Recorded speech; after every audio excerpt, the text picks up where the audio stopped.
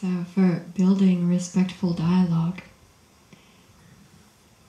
many times I've encountered kind of a blocking wall in this regard to dialogue. Ajahn Brahm was speaking about some of the monks in various situations that he's encountered, and I'd like to tell you a very small story, very short story. One time in Thailand, I went to visit one of the Sangha universities, Mahamongkut. Some friends brought me there, and when they saw my female form in this color of robe, then there was a little bit of excitement, and they wished to introduce me to not the rector, as the rector wasn't there, but the vice rector. So I came into the office to meet with the vice rector, and I paid my respects, and then sat down. And the very first thing that the vice rector said was, looking at me, he asked, "Are you a Bhikkhuni?" The translator answered for me. The first thing that he said was, "Bhikkhunis do not exist." Kind of as an opener to the dialogue.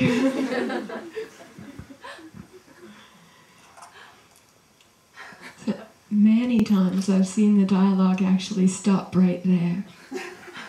And I've heard about this happening so many times as well. Really beyond counting. I'm kind of grating to a halt with that. And that's the end of that. We can't communicate with each other if this is how it's going to be. The lady who was supposed to be translating for me started crying. The one who was with her asked my forgiveness for bringing me there. It seems like a kind of major disaster. Except for we sat there for 1 minute more, breathing in and breathing out, thinking about a heart of loving kindness, blending together like milk and water, thinking, this is just an expression of where this person's understanding was at just a minute ago, contemplating impermanence, non-self, the things in the Dhamma, yes, taking apart the 5 aggregates. So he sat there quietly for maybe another 30 seconds like that, with this kind of contemplation. And then this thing happened where we both relaxed and started to actually look at each other, not only the form in this kind of energetic coming up on the form and the ideas, but the whole thing started to relax. And a minute later then he asked me, "Well, where are you from?" "I don't know." "Where are you from?" So I answered, started talking, and asked some more questions, talking about that, and, "Well, how did you come to ordain?" The lady who's translating, her crying stops, and she starts relaxing and looking a little bit more bright. And our conversation went on for some time, and I asked some questions about him, about the university, about his life as a monk. "Well, where are you from?" And when did you ordain? How long have you been here? What brought you into this? What's your life like? And the whole thing opened up and like unbound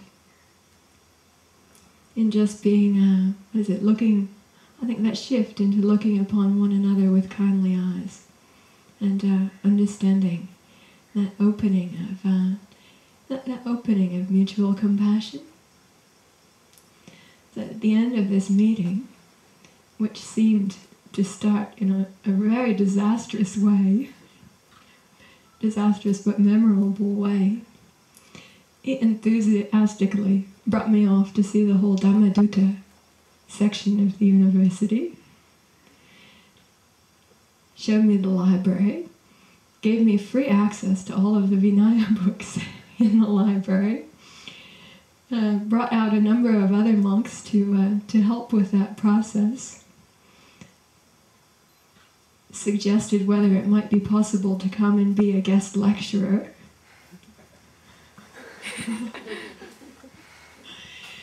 And proudly called upon and wanted me to meet the first nun, the first Meiji, who had graduated from the Dhammadutta program.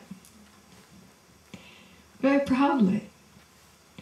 In fact, he had had a lot of consideration before that about nuns, about women in Buddhism, and thinking what might be for their welfare, and trying to support that in the only way that he thought that he could. But it changes moment by moment, doesn't it?